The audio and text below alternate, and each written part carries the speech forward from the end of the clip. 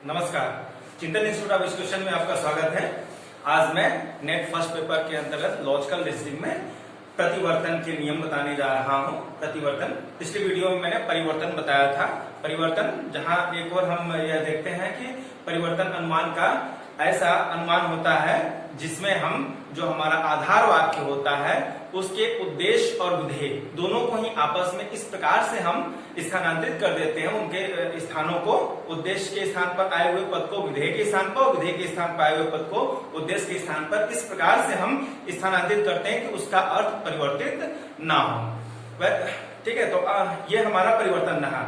आज मैं प्रतिवर्तन पर बात करने जा रहा हूं। प्रतिवर्तन क्या है? किसी भी तर्क वाक्य का प्रतिवर्तन एक ऐसा अनुमान होता है जिसमें जो हमारा उद्देश्य होता है आधार वाक्य का वह निष्कर्ष में परिवर्तित नहीं होता है और जो विधेय होता है वह निष्कर्ष में पूरक बन जाता है। ठीक है, साथ ही साथ जो गुण होता है वह परिवर्तित हो जाता है। यदि हमारा सकारात्मक है आधार वाक्य तो वह निष्कर्ष में जाकर के नकारात्मक हो जाएगा। साथ ही साथ एक बात और ध्यान में रखनी होती है इसमें कि जो इसका परिमाण होता है वह समान होता है। यदि हमारा आधार वाक्य सर्वव्यापी है, यूनिवर्सल है, तो हमारा जो निष्कर्ष आएगा वह भी यूनिवर्सल ही होगा। और यदि पार्शियल है, अंशव्यापी है, तो हमारा निष्कर्ष भी पार्शियल या अंशव्यापी ही होगा, पर्टिकुलर होगा। ठीक है, तो ये इसके जो मुख्य बातें हैं वह प्रतिवर्तन की मुख्य बातें हैं। अब मैं नियमों की तरफ जा रहा हूं। इन्हीं बातों को मिला जुला करके इसमें 3-4 नियम बनते हैं। उन नियमों को आइए देख लेते हैं, फिर हम इसके एग्जांपल्स पर आएंगे। तो देखिए, तर्क वाक्यों का प्रतिवर्तन, इसके जो नियम है, पहला नियम क्या कहता है कि आधार वाक्य एवं निष्कर्ष दोनों का ही उद्देश्य पद समान होता है। दूसरा है आधार वाक्य का विधेय पद निष्कर्ष में पूरक बन जाता है। अब ये पूरक क्या है? तो जैसे हम ये कहें कि पूरक जो शब्द होता है, किसी भी शब्द का पूरक वह शब्द होता है जो कि व्याघाती हो जाता है। ठीक है, और पूरक हम बनाएंगे कैसे? तो किसी भी शब्द के पहले अगर हम अ लगा दें, अ जोड़ दें, तो उस शब्द का पूरक हमें मिल जाएगा। जैसे अगर हम कहें कुशल, कुशल के पहले अगर हम अ जोड़ दें तो इसका व्याघाती या इसका पूरक हमें प्राप्त हो जाएगा, तो ये हो जाएगा अकुशल। ठीक है, तो कुशल का पूरक अकुशल और अकुशल का पूरक कुशल। ठीक ऐसे ही हम देख सकते हैं तेज का अतेज, इस प्रकार से, या हमें कहते हैं मरणशील तो अमरणशील। इस प्रकार से आप अ लगा करके पूरक बनाते हैं। तो आधार वाक्य का पूरक पद आधार वाक्य का विधेय पद निष्कर्ष में पूरक बन जाता है। दूसरा नियम। तीसरा क्या कहता है कि आधार वाक्य का गुण निष्कर्ष में बदल जाता है। तात्पर्य क्या है? यदि आधार वाक्य हमारा सकारात्मक है तो निष्कर्ष में नकारात्मक होगा, यदि आधार वाक्य हमारा नकारात्मक है तो निष्कर्ष में सकारात्मक हो जाएगा। चौथी बात है, चौथा जो नियम है वो कहता है कि आधार वाक्य एवं निष्कर्ष दोनों का ही परिमाण, इसका परिमाण क्या होगा? वह समान रहेगा।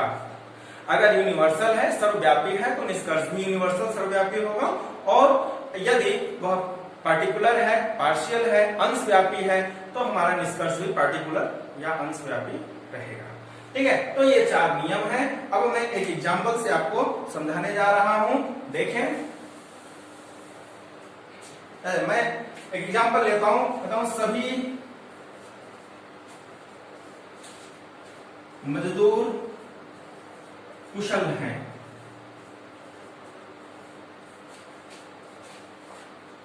अब आप देख सकते हैं यह एक प्रकार का तर्क वाक्य है, हमें इसका प्रतिवर्तन करना है। ठीक है, तो देखें, सबसे पहले तो हमें क्या करना है कि यह जो उद्देश्य है निष्कर्ष में भी उद्देश्य ही, यही पद उद्देश्य रहेगा, यानी कि उद्देश्य के स्थान पर मजदूर ही आएगा। इसमें कोई परिवर्तन नहीं होगा क्योंकि हमारा पहला नियम यही कहता है कि आधार वाक्य एवं निष्कर्ष दोनों का उद्देश्य समान होगा। तो मजदूर यहाँ भी, मजदूर यहाँ भी। दूसरा क्या कहता है? विधेय निष्कर्ष में पूरक बन जाएगा। तो कुशल का पूरक क्या होगा? अकुशल। ये हो जाएगा हमारा। अब तीसरी बात क्या कहता है कि जो हमारा आधार वाक्य है उसका जो गुण है वह यहाँ पर बदल जाएगा। तो ये क्या है? सकारात्मक है, तो यहाँ क्या हो जाएगा? नकारात्मक हो जाएगा।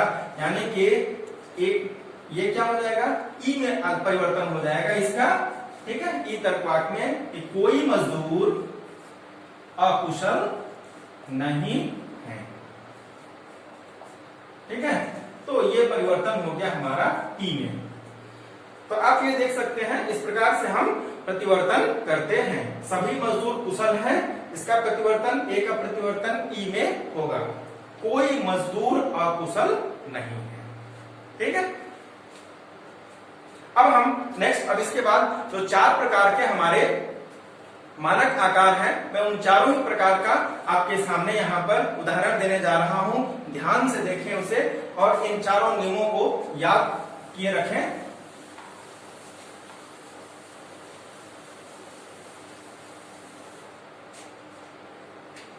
एक प्रकार के तर्क वाक्य का मैं आपको उदाहरण दे चुका हूं। सबसे पहले मैं इसका फॉर्मूला बता देता हूं, शॉर्टकट बता देता हूं।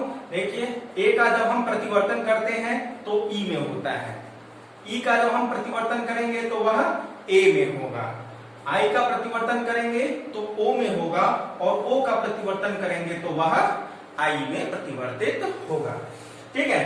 अब देखें, अब मैं नेक्स्ट बताने जा रहा हूं ई का प्रतिवर्तन। हम कहते हैं कोई मजदूर कुशल नहीं है, कोई मजदूर कुशल नहीं है, कोई मजदूर कुशल नहीं है। अब देखिए, यह जो हमारा आधार वाक्य है इसे हम प्रतिवर्त भी कहते हैं। जो ये क्या है, प्रतिवर्त, ठीक है, ये प्रतिवर्त है। और जो निष्कर्ष इसका आता है वह प्रतिवर्तित, ठीक है, प्रतिवर्तित तर्क वाक्य, और जो इसका निष्कर्ष निकलेगा वह हमारा प्रतिवर्तित तर्क वाक्य कहलाता है, ठीक है। अपवर्टेंट और अपवर्स ये आता है। तो देखें, ई प्रकार का यह हमारा तर्क वाक्य है, इसे हमको करना है। तो ई का किसमें होगा, ए में। कोई मजदूर कुशल नहीं है, तो सबसे पहले तो उद्देश्य को हम एज इट इज वैसे ही लिख लेते हैं। देखिए, मजदूर कुशल का पूरक अकुशल हो जाएगा, और अब हम क्या करेंगे, इसका गुण चेंज कर देना है। ये नकारात्मक है तो सकारात्मक में हो जाएगा, हमें कहेंगे सभी मजदूर अकुशल हैं, ठीक है। ए में तर्क वाक्य, इसका यह जो प्रतिवर्तित तर्क वाक्य हमारे सामने आएगा वह ए प्रकार का आएगा, ठीक है। तो कोई मजदूर कुशल नहीं है, तो इसका जो निष्कर्ष निकला वह है सभी मजदूर अकुशल हैं। और आप देखें, इन दोनों ही तर्क वाक्यों को यदि आप देखें तो दोनों का एक ही अर्थ निकल के आता है, अर्थ में कोई परिवर्तन नहीं है। अगर अर्थ में परिवर्तन हो जाएगा तो फिर वो गलत हो जाएगा, ठीक है। इसीलिए आप देखेंगे कि यदि इस तर्क वाक्य को हम सत्य कहेंगे तो इसका प्रतिवर्तित जो तर्क वाक्य हमारे सामने आ रहा है, जो निष्कर्ष आ रहा है, वह भी सत्य होगा, ठीक है। आइए अब अगले उदाहरण पर चलते हैं। नेक्स्ट हम लेते हैं आई। आई प्रकार का जो हमारा तर्क वाक्य है उसे अब देखते हैं। तो देखें, आई प्रकार के तर्क वाक्य में हमें कहते हैं कि कुछ मजदूर कुशल हैं,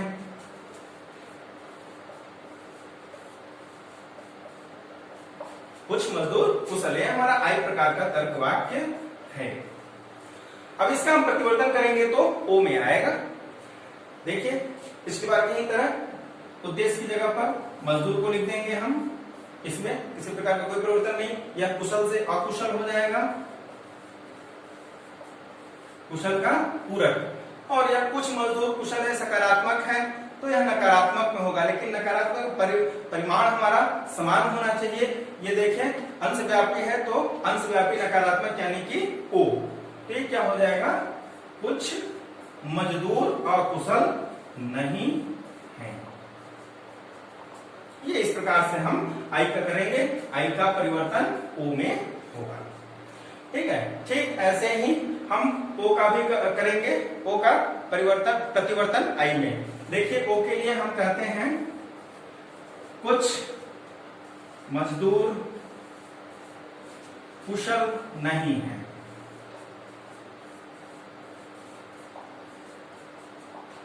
कुछ मजदूर कुशल नहीं है। ये हमारा क्या है, प्रतिवर्त्य है,